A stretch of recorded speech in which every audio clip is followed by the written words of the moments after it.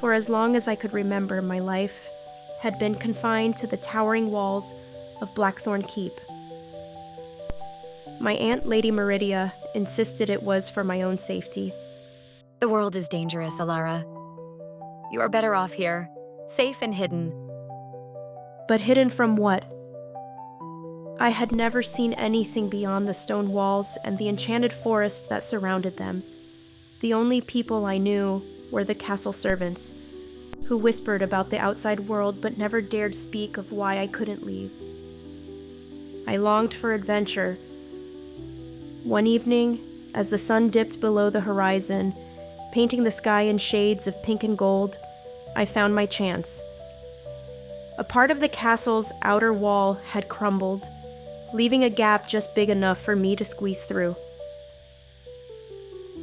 My heart pounded as I stepped into the forbidden woods, my breath hitching at the sheer beauty of it. That's when I heard it. A deep rumbling sound like thunder, but closer. I followed the noise, my curiosity overpowering my fear. As I pushed past the thick vines, my eyes widened in shock. Lying in a clearing was a dragon. It was massive, its scales shimmering in hues of silver and deep blue, like the night sky had come alive. Its large wings were folded, and there was something about its posture that seemed weak. It was hurt. For a moment, I was frozen. Dragons were creatures of legend, beasts that knights fought and kings feared. But this one looked different. It lifted its head, golden eyes locking onto mine. "Are you hurt?" The dragon didn't move, just watched me with an expression I couldn't decipher. A sudden warmth bloomed inside my chest, like the dragon's presence was somehow connected to me. That's when I heard it, a voice inside my head. Who are you? You can talk? Only to those who can hear. I didn't understand what that meant, but something told me that meeting this dragon was not a mistake. And I was right. Over the next few weeks, I visited the dragon, whom I named Solrin, in secret, tending to his wounds and listening to his stories. He told me of an ancient war between humans and dragons, of a time when they had lived in harmony before greed and fear turned them into enemies. But you are different. You are not afraid of me? Why would I be? You saved me from my loneliness. It was true. For the first time in my life, I felt like I had a friend who understood me. But our peace did not last. I didn't return home. I stayed with Solrin. He was still weak, his breathing uneven. Who did this to you? You ask many questions for someone who should be afraid. Should I be afraid? A moment passed, then his gaze softened. No. You are not like the others. And you are not like the dragons in the stories. That was the first night we truly spoke. Solrin told me of his home, a hidden valley where dragons once lived in peace. But then the hunters came, humans who sought dragon blood for their magic, their greed. His kind had scattered and he had been hunted for years. That's why you're wounded. They're still after you?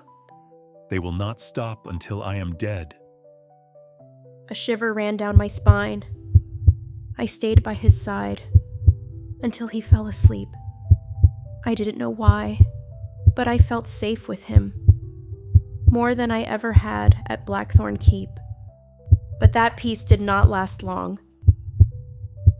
The next evening, as I gathered food to bring to Solrin, I heard something in the trees. A twig snapped. I spun around. The forest was too quiet. No rustling leaves, no distant calls of night birds, just the eerie stillness pressing against my skin like a warning. Then I saw some men dressed in black armor, their silver weapons gleaming in the fading light. Hunters. My heart pounded. They were moving silently, their eyes scanning the trees, probably searching for Solrin. I clenched my fists. If they found him, they would kill him. Without thinking, I grabbed a rock and threw it in the opposite direction. It crashed through the underbrush, making a loud noise. The hunters turned. Over there. The moment they rushed toward the sound, I ran straight to Solrin. He was awake when I reached the clearing. "We have to go! They found us!" I barely finished speaking before an arrow whizzed past my ear. One of the hunters had seen me. They were coming. Solrin snarled, rising to his feet despite his wounds. I could feel the heat radiating off his body as he spread his wings. Hold on to me. I hesitated only for a second before climbing onto his back. And then, with a mighty push, we were in the air. The wind rushed past me as we soared above the trees. Below, the hunters shouted, loosing arrows into the sky. One grazed Solrin's wing. He growled in pain, his flight faltering.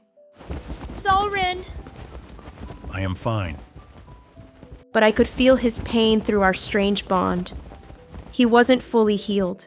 He couldn't fly far like this. And then I heard the sound that made my blood turn cold. A horn. From the ground, a hunter raised a silver horn to his lips and blew. A sharp, piercing sound rang through the night, and before I could ask what it meant, something massive burst through the trees. Another dragon. But this one was not like Solrin. Its eyes burned red. Its scales were dark as shadow. And it was wearing chains. A captured dragon, forced to serve the hunters. They have enslaved one of my kind. The dark dragon opened its mouth, and a blast of black fire shot toward us. Solrin swerved, barely avoiding it. "Can we fight it?" Not yet. We must flee. We soared higher, dodging another blast of fire. But the dark dragon was faster. There, a sense of doom creeping closer. And then, the dark dragon's claws raked across Solrin's side. A sharp cry of pain rang through my mind as Solrin lost control. We spiraled downward, crashing through the trees. I barely had time to scream before we hit the ground. Pain exploded through my body as I was thrown off Solrin's back, tumbling across the dirt. My vision blurred, everything ached. I heard the hunters approaching. A shadow loomed over me, the dark dragon. Solrin tried to rise, but he couldn't. I knew what was coming next. They were going to kill him. I wouldn't let it happen. A fire burned inside me. A rage I had never felt before. It surged through my veins, hot and wild. My skin tingled, my breath came in short gasps. I didn't know what was happening, only that I felt stronger. I lifted my hands, and for the first time, fire erupted from my palms. Golden flames. The hunters stumbled back, their eyes wide. Even the dark dragon hesitated. What is she? Solrin's voice echoed in my mind, filled with awe. Elara, you are awakening. I didn't understand what he meant, but I didn't have time to question it. The dark dragon lunged. I didn't think. I raised my hands, and a massive wave of fire shot forward, colliding with the beast. It roared in agony, its chains melting from the heat. Then, before my eyes, it turned. No longer a servant, now free. The dark dragon turned on the hunters, letting out an earth-shaking roar. The hunters fled, and then silence. I dropped to my knees, my chest heaving. My hands were still warm, still glowing with the golden embers of my power. You are not just a girl, Elara. You are one of us. I shivered. Something told me. He was right. One night, I returned to the castle to find my aunt waiting for me. Where have you been? You've been with the dragon. Why does it hurt? My aunt's lips curled into a cruel smile. Because you, dear Elara, are not fully human. The truth shattered everything I knew. I was part of the dragon. My mother, whom I had never known, was not just any woman. She was a dragonborn, a rare being who possessed both human and dragon blood. That was why I could hear Solrin's voice in my mind. That was why I was drawn to him. And my aunt? She had been keeping me hidden because she feared what I would become. You should have stayed away from that beast. Now you've ruined everything. I barely had time to react before she raised her hand and whispered an incantation. A cage of silver light surrounded me. By dawn, I will rid you of that cursed blood forever. Panic surged through me. I had to escape. But before I could move, the ground trembled. A roar split through the night.